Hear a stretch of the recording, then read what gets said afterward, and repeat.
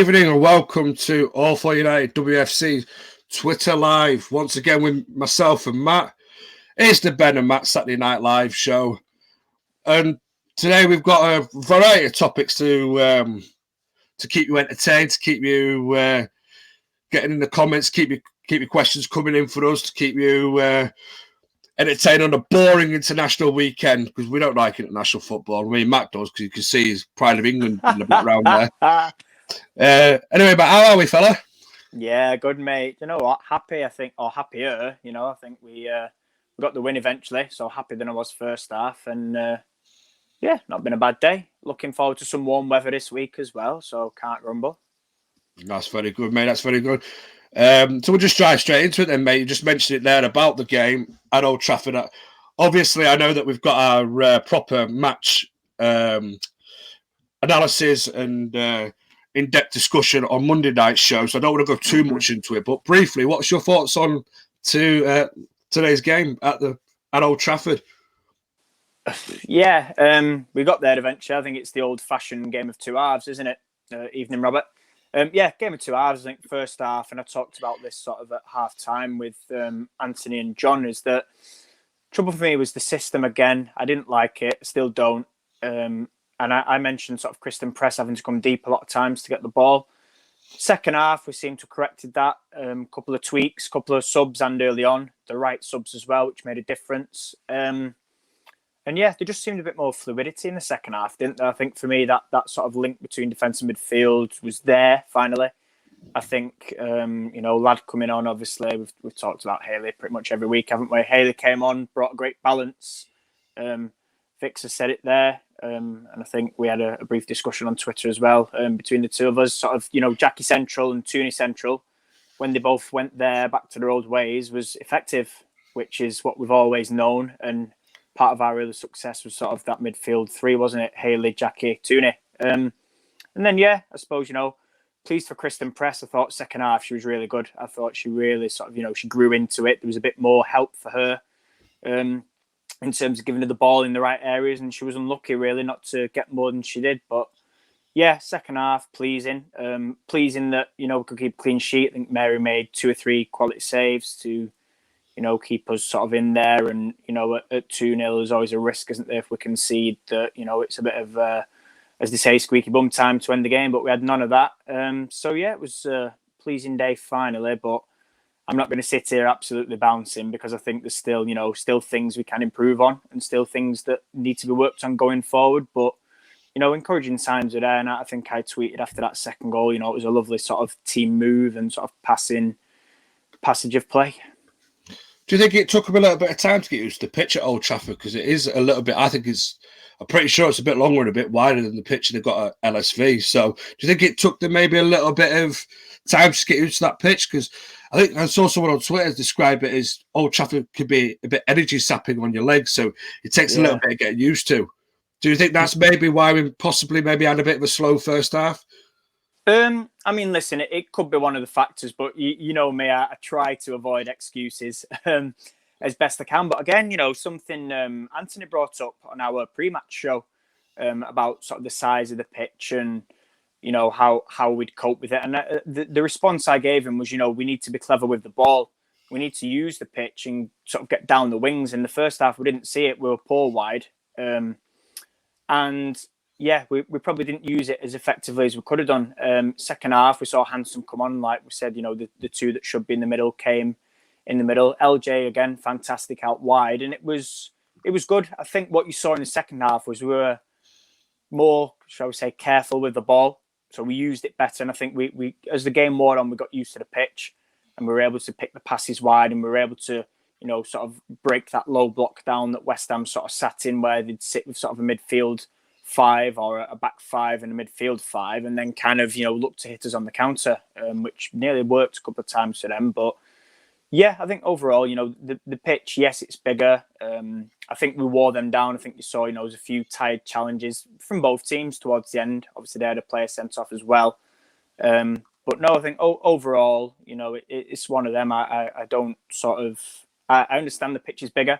I understand it can get tiring and obviously it's different to what you used to. But I think had we drawn or lost that game, for me, that wouldn't have been sort of something I'd have been focusing on too much. I think more for me, it was more about not letting the occasion get to the players. Whereas the fact that, it's Old Trafford and there's all, the big sort of fanfare that comes with it, which is brilliant. Like I said earlier, I've been happy for the players, buzzing to see all the social media posts, afterwards. It's been great. But yeah, just pleasing it finally got to plan. I think more than anything, I did say after the game, just to get that win after a few poor performances was massive. To keep the clean sheet was big. And yeah, luckily we were able to sort of enjoy the occasion. Sadly from home, but yeah, enjoyed the occasion and sort of got the win. So yeah, can't grumble too much. Yeah, absolutely, mate. I just thought we've just stuttered in the first half a bit, in my opinion. It was a bit sluggish. I think we just played it a little bit safe, a little bit cagey. But second half was the Manchester United that we like to see play football. Grew in confidence. We started passing the ball out from the back a little bit quicker as well. It wasn't too tentative, I think the word is I'm looking for. Like it was in the first half. The balls were coming from the back into the midfield, into the front players a lot quicker second half. The tempo was greatly dialed up, which is one of the things I said at half time on Twitter, that we need to dial that tempo switch up a little bit. We're playing far too within ourselves again. So that was pleasing. Just one thing that really bugged me on social media. I mean, I didn't see too many posts. I think somebody pointed it out, but I've definitely saw one post about it. People complaining that the women are actually playing at Old Trafford in the first place. I'm like, give your heads a wobble. They're Manchester United. I saw them myself, and do you know what makes me laugh? Right, is that they're all moaning. Right, same team, same badge. Right, people never moan during summer when you've got half them idiots from Soccer Aid running around. Your likes of your bloody TV presenters and all that load of crap. Nobody's got an issue when it's Soccer Aid. But yeah, when it's Man United women, everyone's kicking up a fuss for using a pitch what's not in use over the international break. I just think the world's gone mad, pal. I really do. Talk about progression and things getting better, and yet sadly we've still got Albert, age 60, who's kicking up a fuss over, our team using the pitch. I mean, you either support the club as a whole or you don't. If you don't follow women's football, it's cool. I mean, listen, we could be here all night, couldn't we, about this? And it's one of them.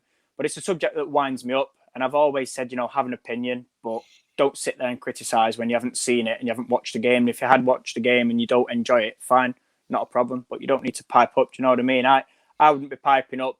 For example, I'm not a fan of cricket, but you don't see me going slagging off cricketers just because I don't like it. I think it's just, it's ridiculous. To me, it's a load of nonsense. Like I say, have your opinion, fine, but there's a load of shite, as you know, on Twitter these days. So it is what it is. Sadly, it's part of the game. And it was part of the game when TV deal was announced and people saying, well, I don't want that on my Sky subscription. Well, cool, cancel your Sky subscription then. It's plain and simple to me. But hey ho, we move on and we look forward to everything coming up.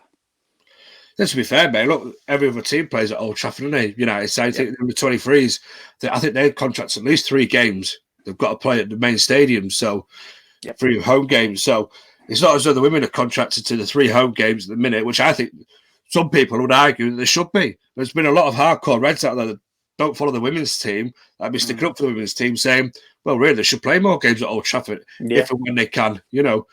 I just think some people start to make, as you said, make an issue out of absolutely nothing. It's one of them, isn't it? Better do, have they? Attention seek during an international break. Oh, I know, I'll send a tweet abusing something. It seems to be the end thing, doesn't it, these days?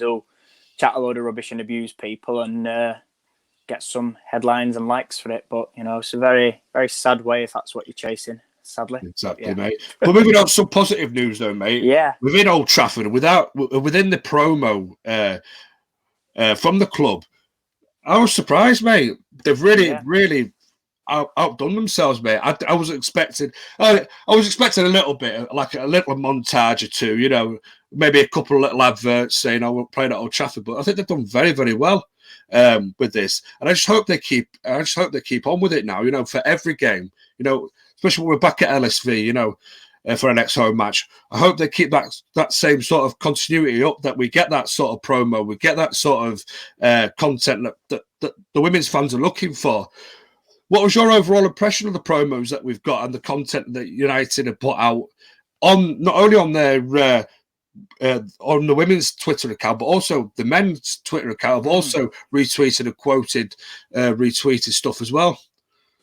Yeah, again, we only sort of obviously half time is a short sort of period of time, but again, something we touched on with myself, John, and Anthony. And I was sort of the view that, it can be done, and we've shown it can be done. And now for me, there's no excuses. We saw, was it Friday, yesterday or Thursday, they dropped the press conference with Casey on YouTube, 30 minutes, brilliant. We got the preview with Siobhan Chamberlain and PN Meulenstein. 30 minutes. It had little bits of clips from Arsenal. It had a build up to the game. It had sort of behind the scenes of Old Trafford. We had the Instagram takeover. Like I say, the men's team got on it. And I think, brilliant. There was an opportunity that was there.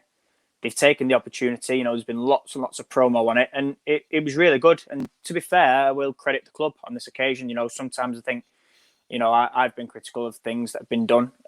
But that said, it was good to see. I think the more exposure it gets, and we've all sort of talked about this, the better. And the only sad thing was there was no fans, but I think we needed to make a big deal out of it for me because of no fans. We needed to hype the Old Trafford up. We needed to get people sort of watching it or viewing it or even just becoming aware of it. The only way people can learn about women's football and our team is by watching and hearing about it. So going forward, like you said, now for me, it's important. It's important that we really push season tickets for next season, advertise them. It's important that, we do provide updates to fans as and when possible. Listen, I understand not everything is, put in the public sort of domain, but simple things, I harped on before about injuries. We seem to be in the dark. It just seems they say, oh, well, these 5 are out this week. And there's no sort of, it's not like in the men's where they say, oh, such a body's picked up a knock in training, they'll be out. It's just one of them. And I think, there's other things as well, but I think, to focus on the positives, really, really happy with the build-up, really good to see. Great that sort of so many people were talking about it. Great that it finally did end up on BT Red Button, despite the sort of, choice or the words in it may not have been. And yeah, just like I say, just really good. And now it has to kick on. We've set the bar now. It cannot slip. We can't be saying, oh, well, we can't bring you the press conference this week because blah, blah, blah. They've put it on YouTube now. There's no excuse. Even if it's not another half an hour job, I get that editing takes time and posting things, and that's absolutely fine. Listen, if you give me 10, 15 minutes of a press conference, I'd be happy. Maguire tweet, and I think he put on his Instagram as well, something about it, and sort of tagged Katie Zellum. It was like from one captain to another. And I think, Rashford was very vocal on it start of the week as well. Really good to see sort of, everybody under one club umbrella pull together and really go for it now. And like I say, I just hope moving forward now, this is the minimum standard that we get. Yeah, I know David De Gea has also been tweets a lot about the United women, also quote RTs a lot of stuff and puts us a little bit like good luck or whatever, which is good to see that the men's team are also getting involved on their social media accounts just to push the word out a little bit. Yeah. But my next question for you though, Matt, is are we seeing United doing this because of the Sky Sports TV deal that's coming this week as well? The announcement of that, has that maybe pushed United to go, Sky Sports are going to bring this whole massive let's put it this way, they're going to absolutely advertise the hell out of the league next season when they have the rights to the games. Do you think maybe that sort of maybe nudged United into maybe thinking, oh, maybe we should put a little something out there? I'd like to think so. I mean, look, it's going to be pretty embarrassing, isn't it, if come next season Sky are advertising more than the clubs themselves are. I know if I was sort of, in charge of that part at United, I'd be quite embarrassed. But yeah, I would like to think that the Skies maybe made them think, oh, well, actually, next year we do need to do this, because let's not forget 11:30 on a Saturday is one of the Sky picks like we had today. So I think, yeah, we need to obviously maybe set the wheels in motion, put out a tester, so to speak, see how people react. But yeah, it can only be a positive, Sky picking it up, we know they get the advertisement. And this is something, again, we've all talked about, haven't we? Not just on here, but on Twitter as fans in general, that with the correct promotion and giving fans what they want, then you can attract, and it can boost numbers. We saw with the World Cup in 2019, didn't we? The promotion of it and all the stuff around it, and it really boosted attendances. And I know prior to that, 2015 in Canada, there was, again, big coverage, and the game seems to kick on. Good point there as well. Ed was there. sponsors again can play a big part. You know, it's something that I don't feel at United we sort of look to tap into. You know, it's all well and good having like, you know, the ones the same as the men like the Remingtons and that, but why don't we look for our own and really sort of commercialize it and build it up? I know other clubs do like player sponsorships, for example, you know, again, just for bringing in revenue, which is a great thing and a great way to sort of advertise, you know, your products and get, you know, local businesses involved. But I do think, I think that there needs to be more, especially like you say with Sky next year.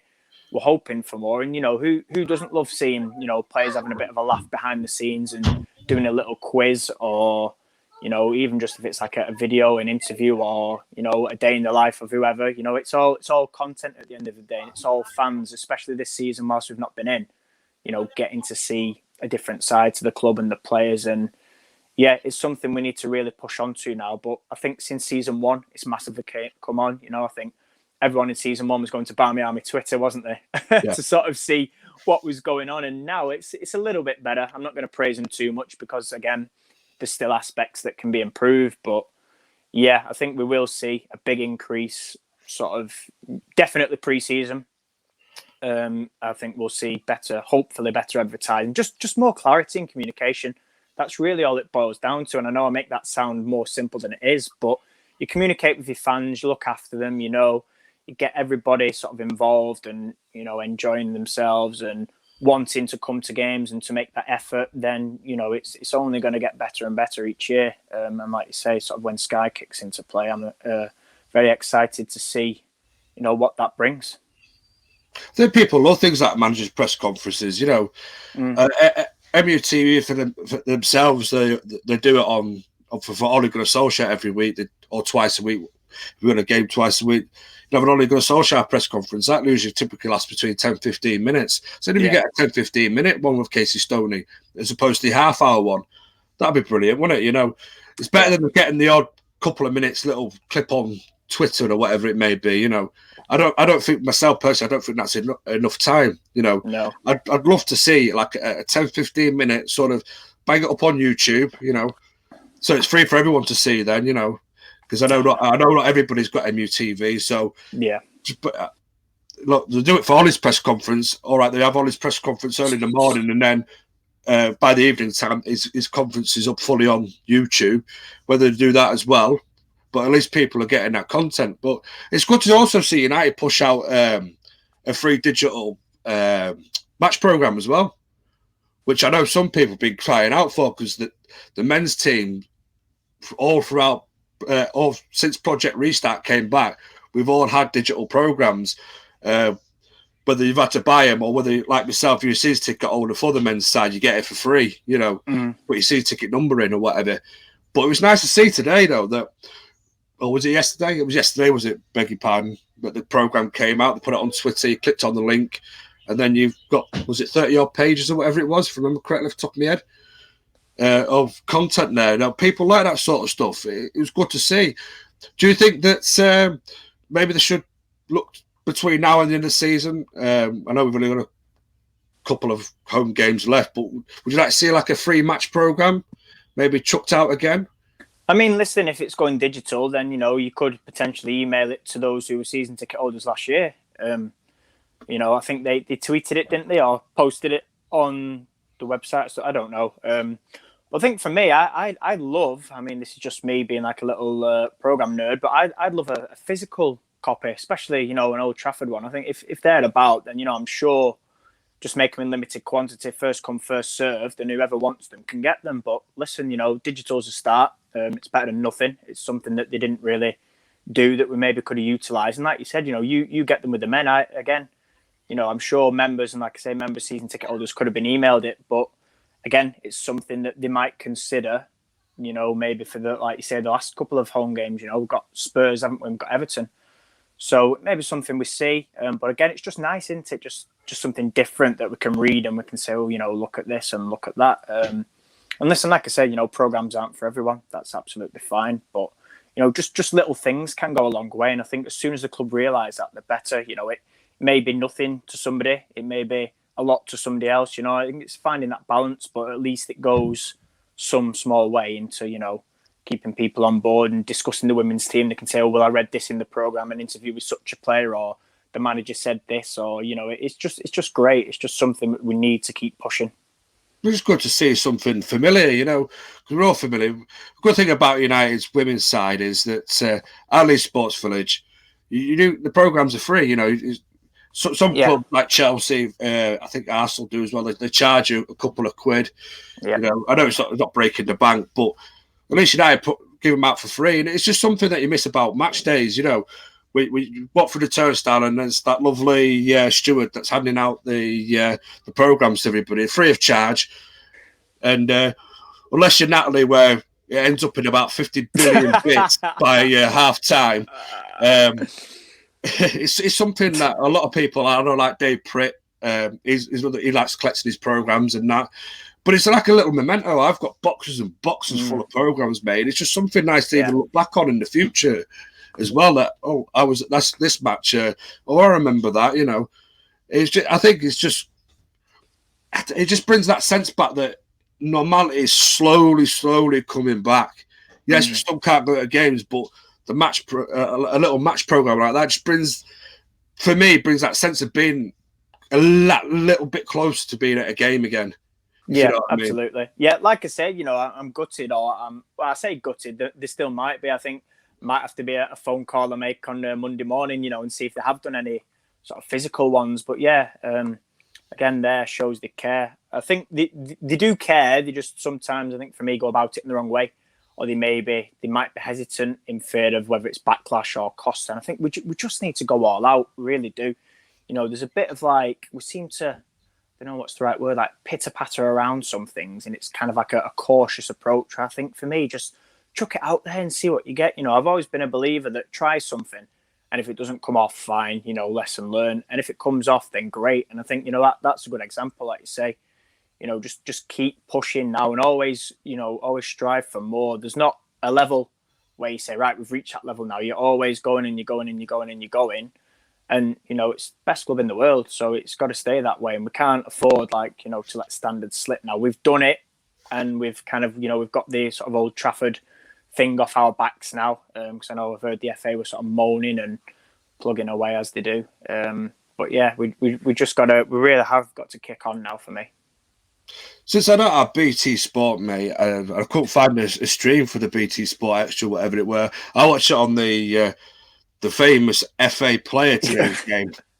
And just something that intrigued me about the commentator said about Jackie Groenen, saying that Jackie was quite impressed seeing more male people wearing a Manchester United shirt with her name on the back.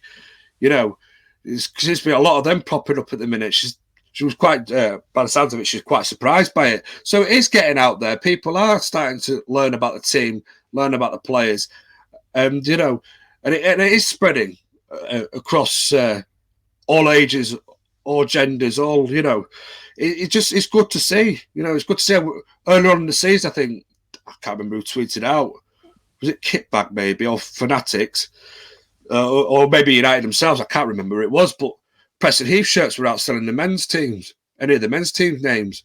So it's good to see that it is growing, and as it's we need to push it a little bit more. You arguably you've got two of the world's greatest players there.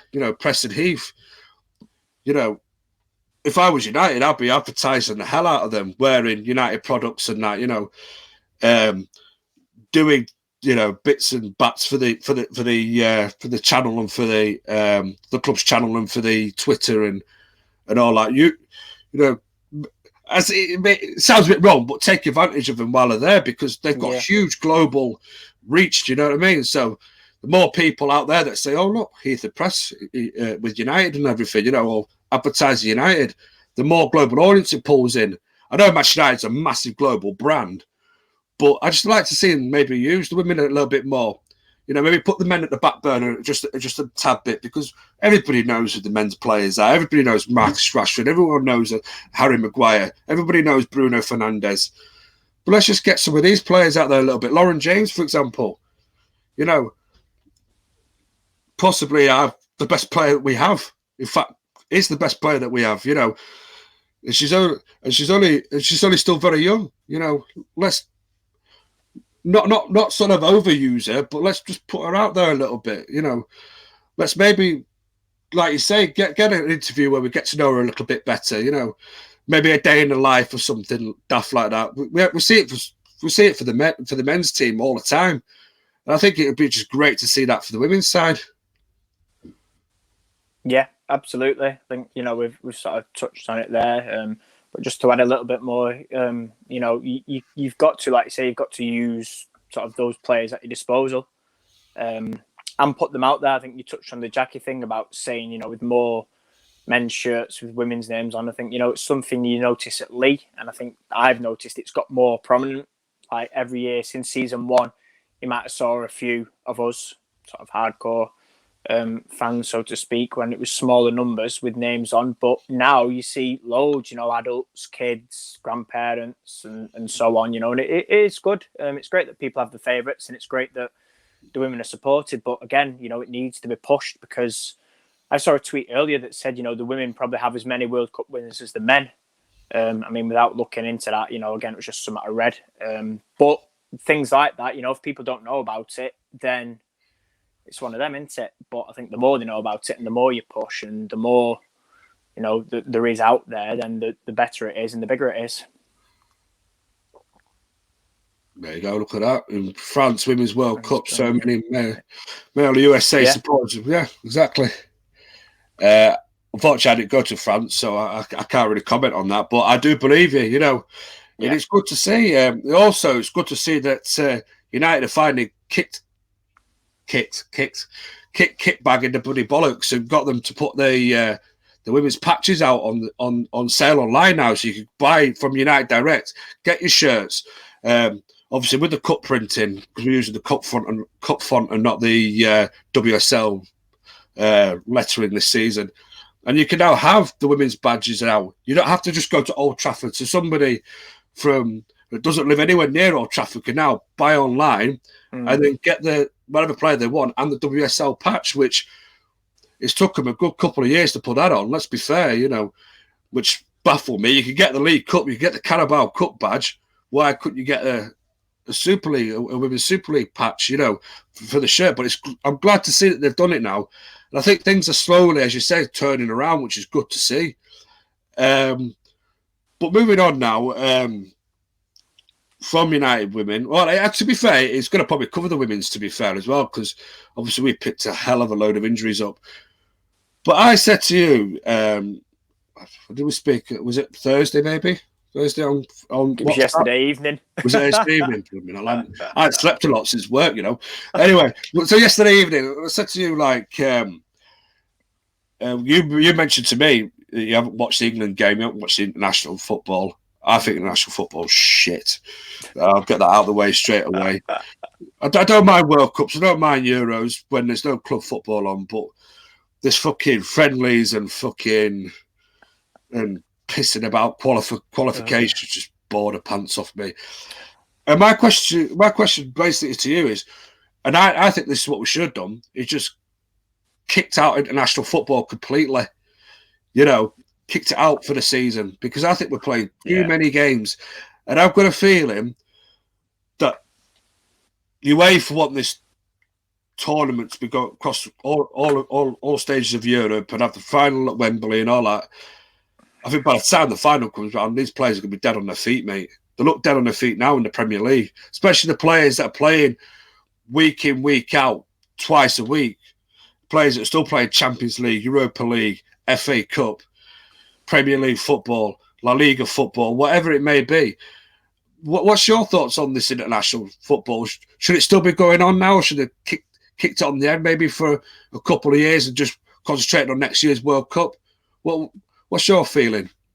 Yeah, so when would it have been? I think it would have been about November, possibly December, and they had the Lionesses game that should have been at Sheffield against Norway, and they cancelled it.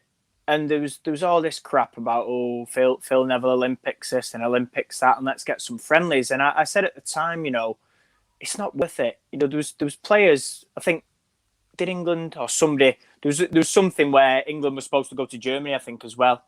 And I think there was one of the backroom staff caught corona and then they cancelled it, and rightly so. And you know, it was ridiculous, and it still is now that we're still trying to attempt to fly out or fly whatever for these ridiculous friendlies. Now, obviously, in terms of the men's and qualifiers, fine, no problems with qualifiers.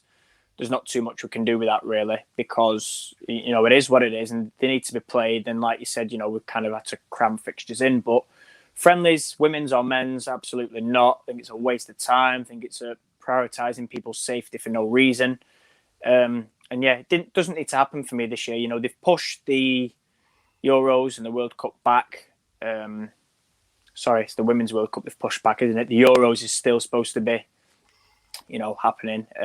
But yeah, and again, you know, Olympics and things like that are still happening. But yeah, in terms of like friendlies and that, I really didn't see the point. I still don't. You know, any other circumstances, fine, not a problem. But I think for the sake of this season alone, just purely from a safety and also, you know, an injury and fitness sort of point of view, you know, I think it's silly, really. And you saw as well the sort of, or maybe you didn't actually, the Lioness coverage against Ireland at St George's Park. You know, the camera was all over the shot.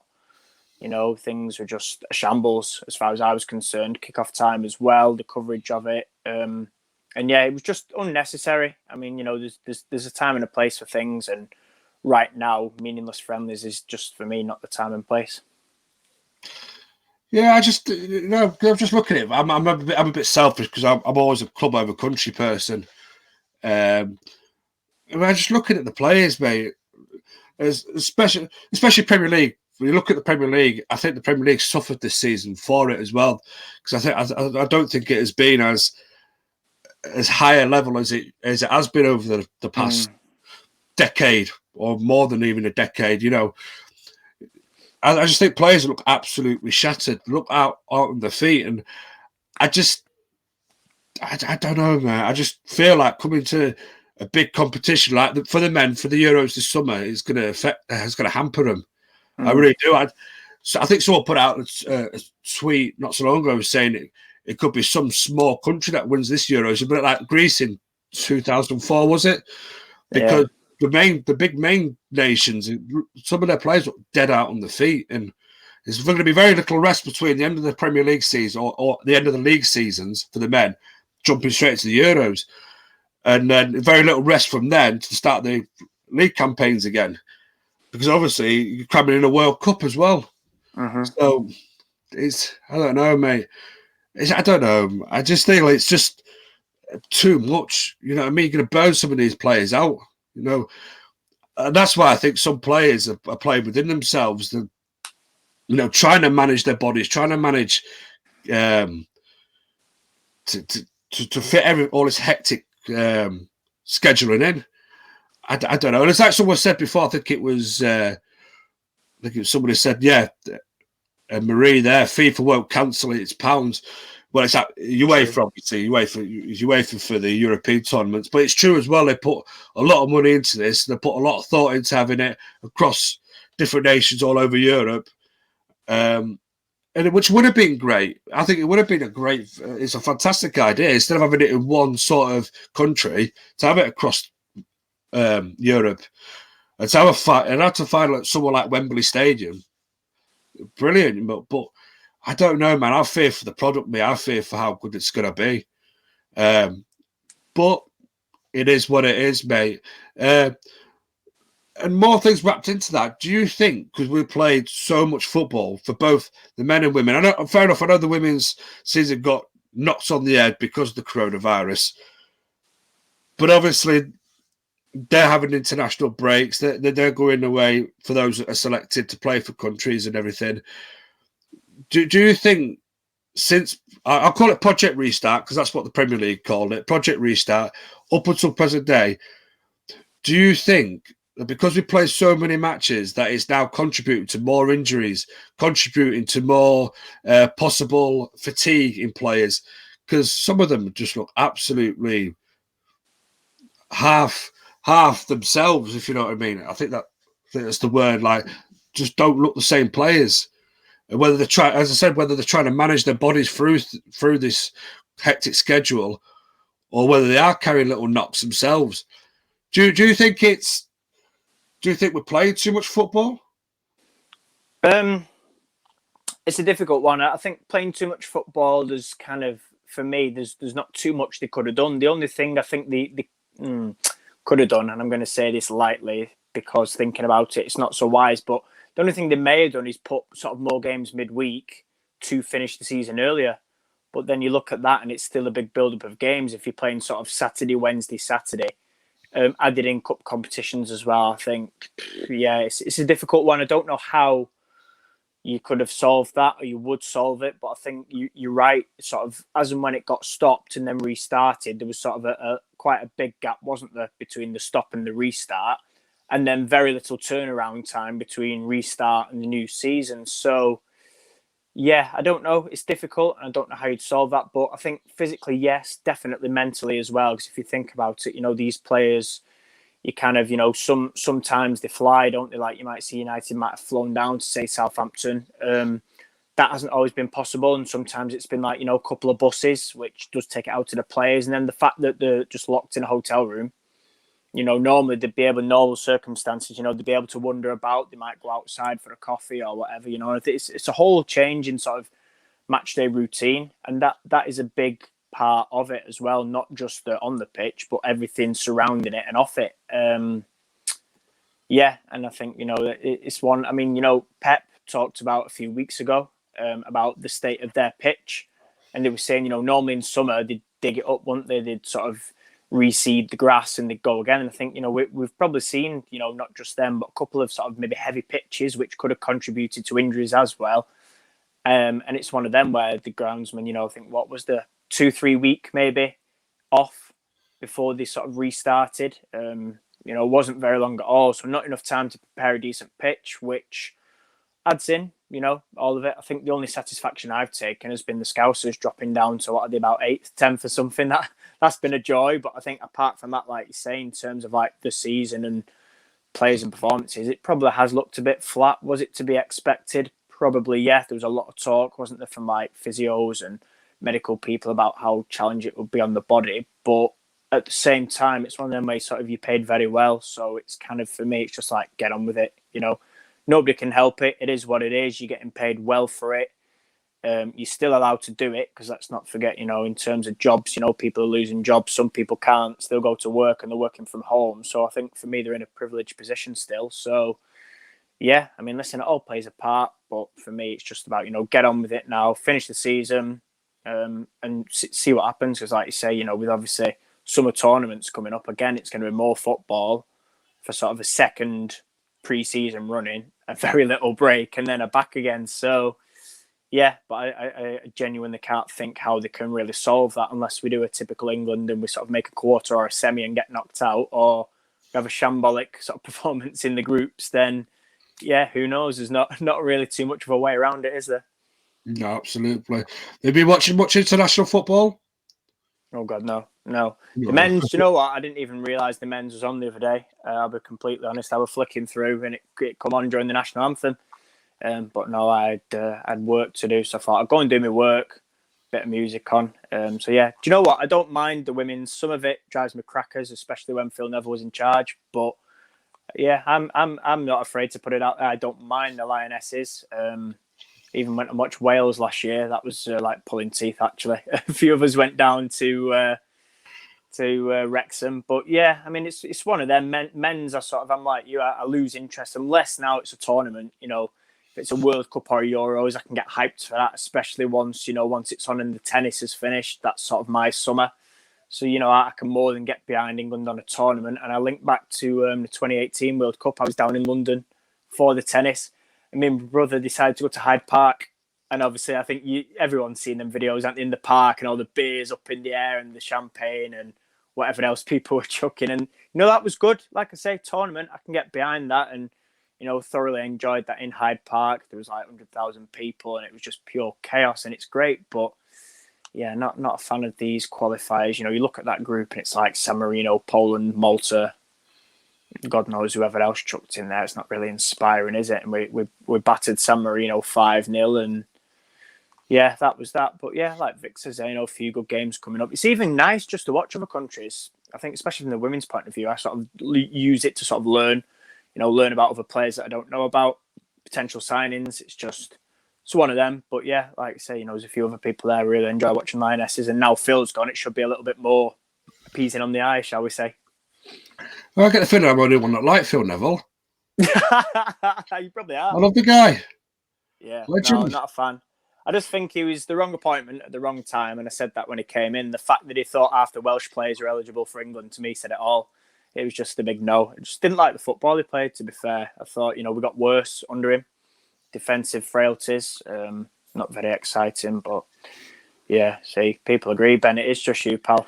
Yeah, I love Phil Neville, mate. It's like having Knuckle Brothers in charge with him, but no, I think Hagerisa, excited to see what we get with that. And then obviously, the Dutch manager's coming in, so hopefully we'll see a little bit more attacking thingy. Yeah, no tactics, no knowledge of the women's game, no knowledge of the game in general, no plan B. We could go on forever about Phil, but no, it wasn't great. Honestly, and now he's gone to a Tin Pot League, which says it all.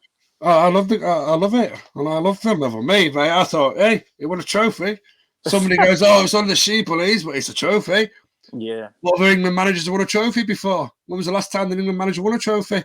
Well, she believes, mate, that's worse than winning the Charity Shield. It's a trophy, mate. It's a silverware. I know, but come on. Do you know what I mean? Look at the state of that. You go to Ollie out people, you judge them winning trophies.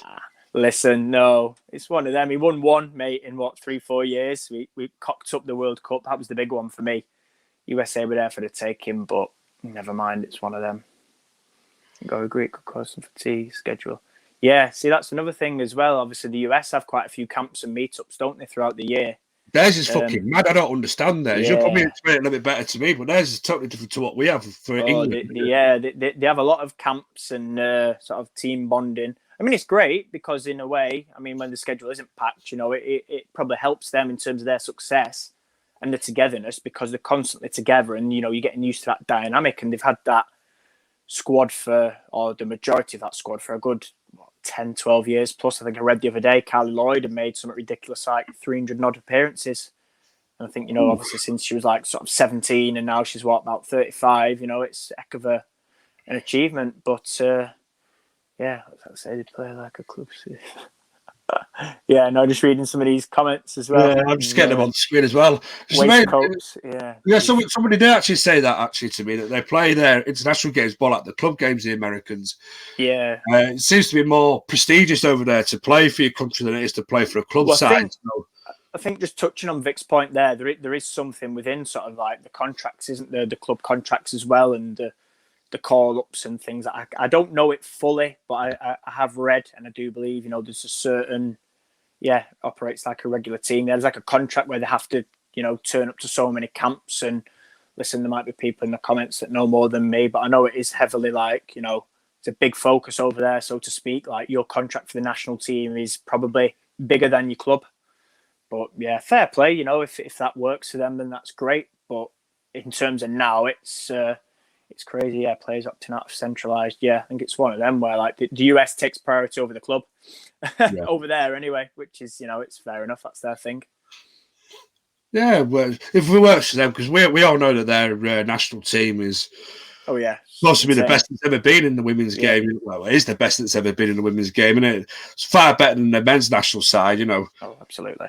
Absolutely. So I can understand that, and it's just the way that they do it over there. Whereas in Europe, especially in mainland Europe, and in fact the rest of the world, the club games, the king, the queen, is the strongest. Yeah. So it's just as an English person, and as a fan of like European football and the way that we do things, it's just strange, But it's probably worth me reading up on. Actually, I was always meant to do that. Read up on how the US national women's team works. Well, you've got after next weekend, you've got a 2-week international break, so there's your chance, lad. Exactly, yeah. Easter Monday onwards. Yeah. A few years until a big tournament after the Olympics, expecting more to play in Europe. Yeah, I think you've sort of seen that, haven't you, this year? I think, you've seen people come over to experience WSL. And, I'd love if more US players could come over again. It's going to be such an attractive league. Yeah, again, absolutely. I think, the more money that slowly creeps in terms of like, the Sky and things, I think you probably will see more. And that'd be great. I've always enjoyed seeing, any US players that are coming over. It's good to see. And even if it's, some come on loan, some are permanent, brilliant.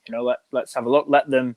For me, you can only go and enjoy, different leagues. It's great that they sort of, the American league's a really good league, but, come and give it a bash over here. Come and let fans over here that may not know you, experience you. And yeah, it's good that we get to, enjoy it. I mean, if you'd have said to me sort of 5 years ago, do you think Alex Morgan would be at Tottenham Hotspur? I'd have just laughed at you, for one example. But yeah, it's good to see.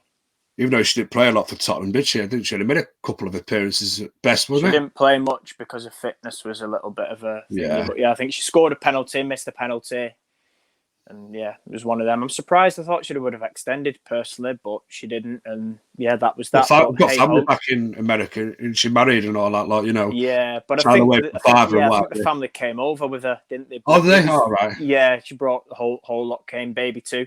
But yeah, I think it was good for them because obviously, sort of like we talked about before, in terms of really pushing promotion, marketing. Let's not get this wrong. Spurs will have earned an absolute wedge off her name alone. She might have only played 3 games, but that in itself, you'll have had people in America tune in that won't have a Scooby-Doo about Tottenham Hotspur and probably couldn't care less about Tottenham Hotspur. But the fact is, they'll have people, buying the merchandise and watching the games. And I think they had her on for a men's game as well. And again, it just comes down to that promotion. But, I'd love to see sort of more of the US women's team, coming over here to WSL, whether it's United, whether it's another team, great, get yourself over. I think the only Spurs that the Americans heard of was probably the basketball team. Pretty sure it's a basketball team called Spurs. Yeah. But yeah. What we're saying about this summer's Euros, then, I just want to get your point of view right briefly, because obviously it is sneaking upon us quite quickly now. Do you think England are going to do it? England are going all the way? No. No? I know that's a bit of a sort of a negative, but no, listen. I think for me, I every year we say, oh yeah, going to do this, going to do that. And I still believe that this is probably, although I'm sure I'll have said this previous years, this is probably our best team since, I'd argue, Italia 90, where we came close to winning. Don't know about that. Maybe 60. I think in terms of potential, maybe not like for like now, maybe not what it's at, but you look at the likes of, you've got Sancho who's young, Rashford is young, Henderson, who else can we chuck out there? We've got the likes of Mount. There's loads, yeah, there you go, great players. But yeah, I think without Southgate, a new manager, we'd seriously, I think we would contend. I think, he's got no excuse. He really hasn't to not go far. But I genuinely believe that this is a squad that's capable. I mean, you even look at fullbacks, Reece James. How many times we've struggled for fullbacks over the years, and we've got Reece James, and we've got Luke Shaw on the other side, and there's lots of sort of interesting, exciting players for me, and there's stuff to come from them. But I think in terms of winning it, I still think we need to kind of test ourselves still against the big boys. Like here we go, the Germans, the Spanish. Even the French have sort of rebuilt. The men's game with the scary ones. Yeah, teams are rebuilding, and they've sort of had like maybe 5, 6, 7 years of clearing out the old players, and then bringing sort of a new generation for players out of position and being too defensive. Doesn't that sound familiar? That sounds like MU women some weeks. That, but, sneaky feeling England could do it. I mean, listen, you never know. It might be where we see an upset, and somebody knocks out a big team and we get an easier route to the final. But I think, you've got to beat the best to sort of, win a tournament. So we can't avoid these sort of, big teams. But, you saw the last tournament, we won on penalties, and people saying, oh, well, it's only Panama and Tunisia and Colombia. But listen, we got there, and I think that was our chance. It really was. I think I still have nightmares of that Harry Kane and Sterling thing where if one squares it to the other, it's a tap in, and we're 2-0 up against Croatia, mate. But yeah, it's one of them. I don't know about the men at the minute. They just, stuff bugs me. But like I say, tournaments I can get behind. So yeah, it's quite about the Germans, by the way. The Germans not been inspiring either, to be fair. No, I think they're going for a bit of a rebuild process. Yeah. Joachim Low, the manager's going at the end of the tournament. Yeah, I don't think he's had the best of times since we won the World Cup, with Germany. He's not really been I think they've lost the old guard, haven't they? You know, They have lost the old guard. That team, the ones that were there, have sort of they're older now, and it's like you new ones. You know, you only have to look now to see Manuel Neuer's like third choice, and for me, he was probably still is one of the best keepers in the world. You know, but yeah, it's interesting. Even like to Brazil. The thing is with Germans, though, when it comes to tournament football, their mentality switches. They've got a switch in their brain, and all of a sudden they're playing great football again. You know, and that's always been a big German self-belief, I think. You know, is they know if they're in a tournament, they've got that switch in their heads, and no matter how bad the German side is, they always come out smelling of roses 9 times out of 10. They always get to a quarter or to a semi at the very least. I think the thing is with that is that because of the way they do it, the 21s kind of progress as a whole. So for like, if you look at the German, like, I mean, I'm sure there's probably Spain as well, maybe there's a good chunk of like 6 or 7 where they'll all come through, you know, so they've got that understanding from the early age and it progresses and the team progresses with it. And I think that's slowly sort of what France are trying to rebuild. But it is interesting, but as you look at ours, you look at the 21s and you think, you know, so many don't make it, some do and come up and some don't. And it's just kind of, you know, it's one of them. But I think for me, you know, with the right manager and the right tactics, we've got a chance. I do believe that, but I'm not going to say win it yet. I think another 2 years, you know, maybe the tournament after the Euros, maybe the next World Cup, we should be having a real good go. Hopefully without Southgate. I know I seem to criticise these England managers, but I'd love to see just, you know, there's no excuse. Like I say, that attacking talent alone is more than enough to win a tournament at some stage in the next sort of 2-3 years. So we'll see what it brings. England have not had a decent manager since Terry Venables. Euro '96 was the last decent England squad, in my opinion. They were that close to winning the Euros in our own backyard. Yeah. Studs away. Gaz only got his studs on the ball. But do you know what?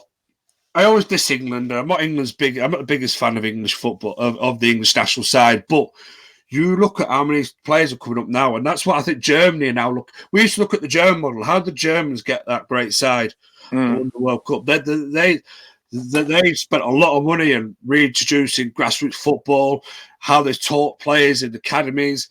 But now it's like we've sort of stolen the march now. Look at all the great players that are coming through now. You know, at all levels of the England's game, and I put that to the women's side as well because we've got some really good players coming. In both the men's and the women's English national side. So it's good to see that we are finally developing players to hopefully in the near future, fingers crossed, and maybe future generations, that England can be a big tournament team, you know, a big tournament. We win tournaments, we win trophies, because listen, 66 was a long time ago. None of us, you know, had that. I mean, I'm half German, as you know, so I've had that feeling of Germany winning the World Cup. So I've had that little bit of a taste, you know. But it'll be just nice to see, because I know how passionate England fans are about them, even though I can't stand them fuckers, because they're all a bunch of fucking morons. But yeah, it'll be just nice to see a country as a whole, you know, see England finally lift a trophy, a major trophy. I just, you're a 96, see? Oh no, that's the wrong comment, but mentally we are. It's correct though, it is right. Yeah, it's correct though, but you know that's what I'm looking for. Euro '96 was the best tournament ever. You touched though on sort of the player pathway and bringing players through, and I totally agree. But I think the other thing you've got to look at that's a good shout, Brendan Rodgers. The other thing is the managers. You know, I think it's all well and good developing the players, but who's developing the coaches? You know, technically, tactically, you know, get that understanding and the way we play. You know, it's all well and good bringing players up, but if you've got inept managers in charge of some of the best players we've ever produced, then you're not going anywhere fast, are you? I think there was a comment then, wasn't there, about, did it say we won under 19 and 21 tournaments? I think that one. Just below fits here. I remember watching I think it was under 17s when Mark Cooper, who's now the Swansea manager, was in charge. I think that was in India. When was that? Probably 2017, I'm going to say, I guess. And, you know, in that team, you know, Angel Gomez was in it. Phil Foden was just a young lad. And some of those current players now have broken through, and I think it's good to see, you know, that we've got, like you said, those players progressing. And I always enjoy, for some reason, watching these like under tournaments, you know, the under 21s or the 23s. I get more from it, and it links back to sort of my first tournament with the women. When I touched on where, you know, Tooney was out there with the Lionesses, and it was the under 17s in Jordan. Alessia Russo was there, Ellie Roebuck was there, Georgia Stanway, Lottie Woburn-Moore, and there was so many players. And you did wonder at the time, you know, obviously they didn't win it, you know, but they got far, and this was sort of talked about as the next generation of England players. And it's similar to the men, you know, it's always interesting to see kind of who makes the grade and really kicks on. Yeah, I like the youth tournaments, yeah. Again, you know, me and you, as you know, Nat as well, we had a great time up in Scotland last year for the Women's Euros, and you look at that and you think, you know, the likes of Lauren Hemp, who have now broken through to the seniors, who were sort of under 19s back then, you know, LJ as well. And yes, it's great to see, you know, you get to learn about the players and you get to see how your own progress. And let's not get it wrong, some completely fall away and struggle, and some make the grade, and it's just one of them things. But yeah, I think a massive thing is now you've got to improve the coaching and player sort of, you know, pathway. Like I say, players are getting there now. Let's get the coaches up to standard. And yeah, that comment for Brendan Rodgers is a good shout. I'm struggling to think who else is out of work. Maybe Allegri. Brendan Rodgers is still a Leicester lad. He's out of work. No, I know, but I'm saying Roy Keane. He's out of work, mate. I'm sure it's like God no. Allegri, is he called? Used to be in charge of Juventus. He'd do. Chuck him in there. Bit of a winner. I don't know. There's another conversation for another show, lad. But yeah, we'll see what we get with England. This one here, England fans tend to hate United players. This is what really pisses me off, though. I never understand that. What's the one club in this whole country that has produced more players for England? United. But it's not just that. It's the argument like we talked about before when people were moaning about the women's team at Old Trafford. If they're in an England badge and it's your country and it's at a tournament, you kind of just got to put it to one side, you know. I mean, it's one of them. Yes, we don't like Liverpool. Yes, we don't like City.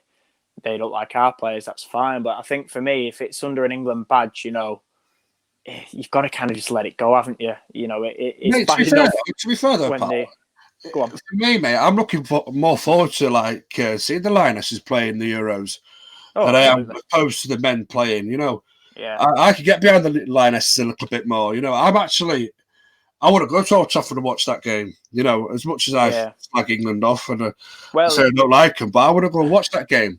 Do you know, you're watching an England team playing in one of the most famous football stadiums in the world. You know, absolutely. But what's not to, you know, not to have a little butchers at it, you know. I think for me, I told you. Do you remember when we went to St George's Park? It was St George's Park. Was you not there that day that we sang the national anthem? Me and Natalie butchered it. No, I was there when we all butchered it up in Scotland, and the players were laughing. Oh, was it Scotland? Yeah, that's right. Scotland. Yeah. I thought it was George's Park. But yeah, Scotland. Where was that? It wasn't Falkirk's. It was St Johnston's ground. St Johnston's ground, yeah. Because it came on and the speakers weren't very loud, and we sung it dead loud, and the players was just laughing their heads off because we didn't sing it very well, did we? It was a bit out of tune. But no, it's like we were saying, we had Stu on a couple of weeks ago, and he was talking about the home Euros, and he was saying, you know, he's going to go to as many games as possible, and I think I agree. You know, even if it's not Lionesses, you know, Lee's down the road, you know, and they've got games there. Sheffield's only an hour away. You know, if it ends up being a Germany against a Holland or something, you know, it's local. It's probably £5-6 a ticket, maximum a tenner. You may as well, you know, just for that tournament atmosphere. And he was sort of, you know, all for that. And I think I'd agree. You know, it'd be great. I'm going to try and get to, you know, a couple of Lionesses games, if possible. See what the sort of ticketing ballot throws up, or however they're doing it. But yeah, I think for me, just a home tournament, especially like the women's game, would be, you know, very, very enjoyable. Scotland are not in the Euros, are they? For the women? Probably not. I don't know. Do you know what? I don't tend to sort of keep up with the others. I know people. No, I don't really keep up with it. I just Jake's a big Home Nations fan. Jake supports England, Ireland, Scotland, and Wales. But no, I think Northern Ireland are in the playoffs. I think Scotland didn't qualify, and God knows what's happened to Wales, lad. There you go, no Scotland out there. We just need to guess that. It's the same for the men, isn't it? Yeah, same for the men. Nobody's there. Nobody's bothered about them either. But yeah, I've opted in for the tickets as well. You know, anybody wants to opt for the tickets, I think it's UEFA. If you go on the UEFA's website, there's a form to fill in. Form to fill in, and also if you go on UEFA, I think the women's Twitter page as well. I think they've pinned it to one of the tweets. They've changed it now, haven't they? As well, women's. Yeah, because obviously it was all 2021 national football, lad. Yeah. Come on, Northern Ireland, there. Do you know what? If we can get more home nations there, then great. You know, yeah, just kind of see. I'm sure isn't Northern Ireland that have Belarus or someday winnable anyway. I don't know. But yeah, I think if we can get Northern Ireland there, great. Don't know, like I say, about Wales, and obviously there's no Scotland. But you know, for me, Olympics is a perfect chance to sort of get, you know, a couple of Scottish players I'd happily take within the GB squad. So yeah, let's see what it brings. But definitely, like I say, that home Euros for me in 2022. You know, like I say, there's games here, City and United, I think, stadiums. Got Sheffield, we've got Rotherham, we've got Lee. Oh, there we go. Ukraine still should beat Ukraine. So, but yeah, I think, you know, exciting times coming. Yeah, I know time's getting on, pal, but I just want to ask you one more question, mate. Yep. Because I'm not a big Lionesses fan, and I don't know who the upcoming players are for time, apart from the ones that we know about. Give me a player that I should look out for in the upcoming Euros. I know we can only, at this stage, guess who might be in the squad, but give me like a player that I could maybe keep an eye out for, see if that player gets into the Euro squad for the Lionesses. Who you betting your head? Based on that question, it's going to have to be somebody that isn't in the current squad, isn't it? Really? Yeah, that's what I mean. That's what I'm saying. Like, you know, better than me, mate. Someone that's got that outside chance. Someone's got that Theo Walcott sort of a chance to, sort of, you know. But we'll play, obviously. We'll might play some minutes. God, now you have put me on the spot because I'm having to think of the under 23s, 21s, LJ. Yeah, LJ. That's the obvious though, isn't it? I want to try and think of a player that is the obvious, yeah. Head, but it's like some that don't know the young Arsenal. Wubben Moy again. You know, she was at the 17s, and for me now she's already part of it. Salmon, yeah, another good shout. I think it's like that. It's difficult, isn't it? I'm trying to think of it. Yeah. Do you know what? And she might get a look in at Chelsea. Niamh Charles could potentially be sort of there and thereabouts. Thought that was Matt Letizia who about that. No, Maya. Yeah. Yeah, another good shout. She's somebody I'd take at United as well, thinking of summer transfers. I mean, it's difficult off the top of my head. There's so many. If you look at that sort of under 23s, 21s, whatever they've changed it to now, there are a few decent players, but the trouble is because some of them are so good, they're getting a step up into the seniors already. Yeah. So that kind of doesn't really answer your question as such. Just shows you how much I'm out of touch with international football, lad. Yeah, but there is, you know, Lottie Wubben-Moy, Niamh Charles, you know, there's so many, you know, there really is, and it's good to see. I'm trying to think back to the 17s tournament, the Everton keeper, McKeever, Leslie, obviously, in there. As much as it pains me to say it, Lauren Hemp. Who else was in that under 19? I'm trying to think when we went, who was in that under 19s team that would really sort of stand out apart from Hemp, who's already made the grade anyway. You know, there's not many, but I think that the majority now are sort of in and around the Lionesses. Ruby Mace, yeah, that's not a bad shout, you know. Yeah, I think there's options, isn't there? But it's difficult for me to kind of pinpoint without actually sitting here and saying, you know, this person will or that person will. Because like I say, so many are within the setup already. Yeah, I don't know of your thoughts if you want to chuck out any names. I ain't got a clue, mate. Let's put Amy Palmer in there. I'd love to see Amy Palmer in the Euros. Let's have a look at the comments. Hemp, City's best player. Yeah, I'd agree. Hemp is probably City's best player. Yeah, Palmer. I mean, listen, Palmer, she's had a move to Bristol and it's done her a world of good. I tell you, could think of Bristol and don't know why it links to Bristol because she was there last year, but Poppy Pattinson, left back, she must be with the Lionesses 23s. Somebody I'd have taken at United to sort of replace Lotta and keep Ona at right back. I think, I saw her a while ago now. And yeah, very, very good player. So she's somebody I'd probably go with her, to sort of answer your question. I think if she stays fit at Everton, they've got a half decent player there. But yeah, it's very, very difficult to pinpoint because, we know the sort of the usual ones, don't we? The likes of LJ, the likes of Lessie. But yeah, it's sort of like you say, them rough diamonds that sort of need to come up, so to speak. But yeah. Yeah, no worries, pal. Well, we'll see. We'll see when it comes to it. We will. But unfortunately, I can't shout Phil Neville's Barmy Army now. Good. Who's the coach of the Euros anyway? Who's the New England coach for the Euros? It will be Serena. Is it Wiegerman? How you say it? Wiegerman. The Dutch manager. Dutch one. So she's obviously won tournaments with Holland. So Hager Riese in the interim, Hager Riese for the Olympics, and then Serena comes in after that. So that'll be interesting because she's known for attacking football, which is something we've maybe lacked. But yeah, we'll see how that goes. Lionesses, what was that? Put that comment back on. Lionesses need to clear. Did it say? Yeah, there is. There's a lot that have sadly past the peak now. Well, she's what I think for me, Jill Scott as well. She's sort of clinging on, isn't she?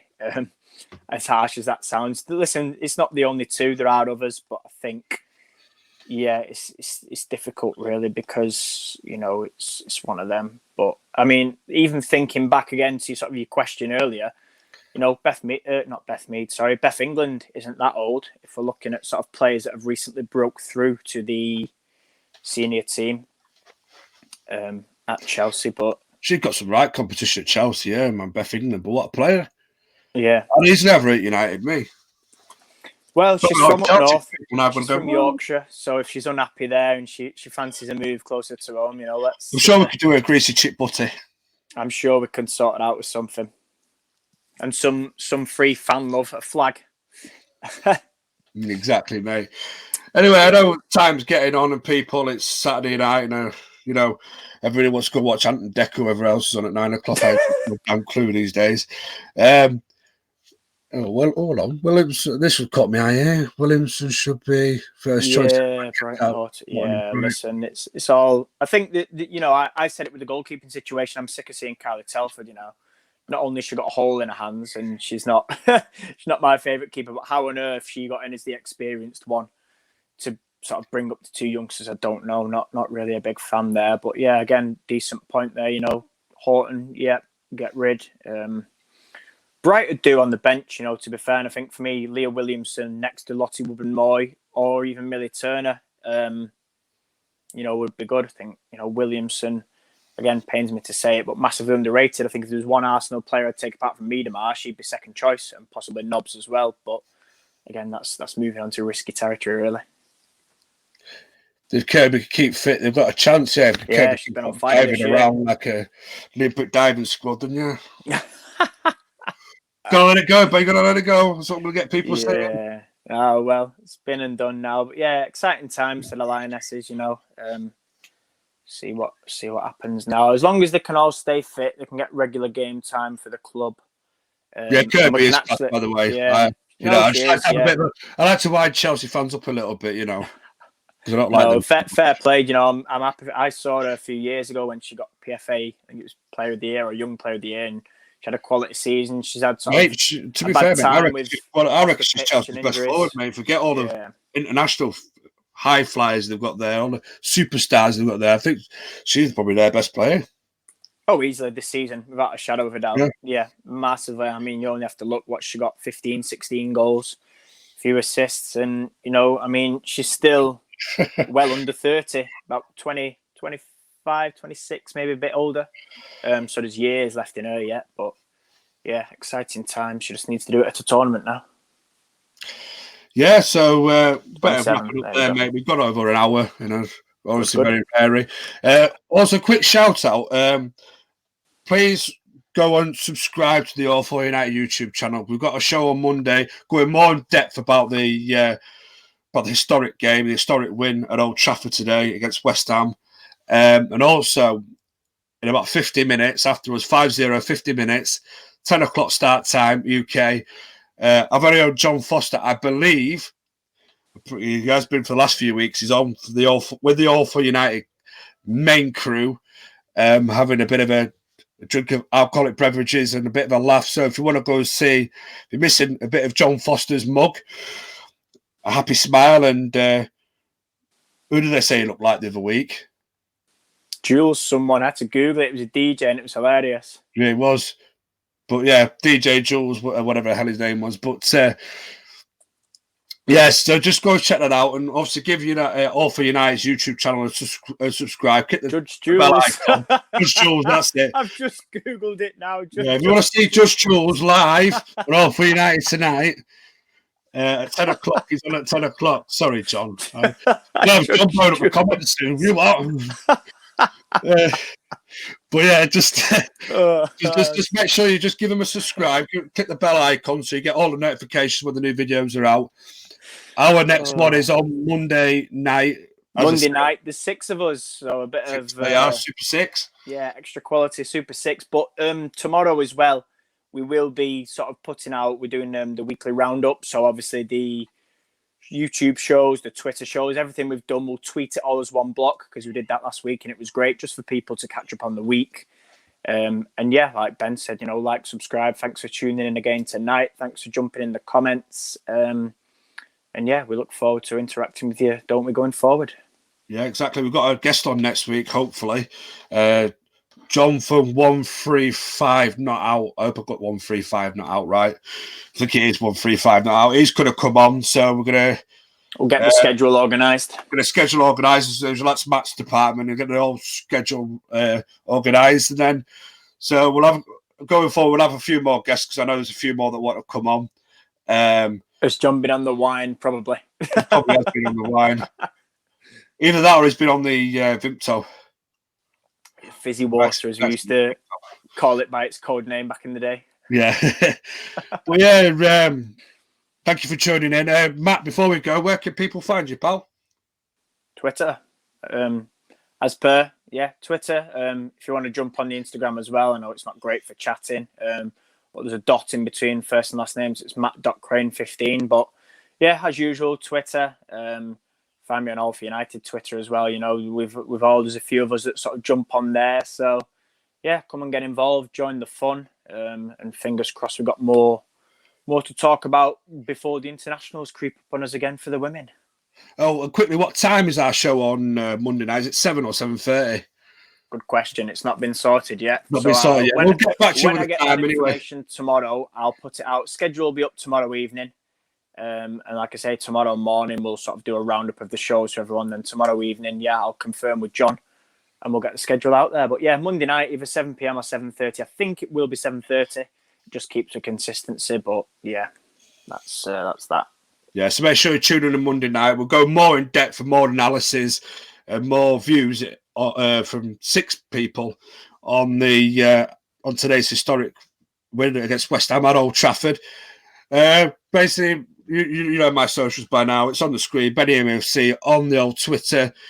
Benjamin Brazil, my name, all together for Instagram, and Father Sons United for YouTube. And I keep saying every week that I'm going to put a new video up, and I've not put a new video up for about 2 weeks, maybe a week. So I better start putting some more content on. But please do go give mine a follow because I'm going to start doing more shows. I'm going to get Matt involved. He doesn't know it yet, but he's going to become a bit more a regular on there as well. We'll try and get that kick-started. Anyway, I hope you all have a great Saturday, rest of your Saturday night or Saturday day, wherever you're watching this in the world. Because I do know there's different time zones. Thank you for tuning in, and we shall see you on the show next week. And of course, before then, Monday and the rest of the Twitter lives throughout the week. So make sure you join in and get in the comments. And thank you very much for watching. And cheers, Matt. You've been a superstar yet again. Cheers. See you later. See you later, everybody.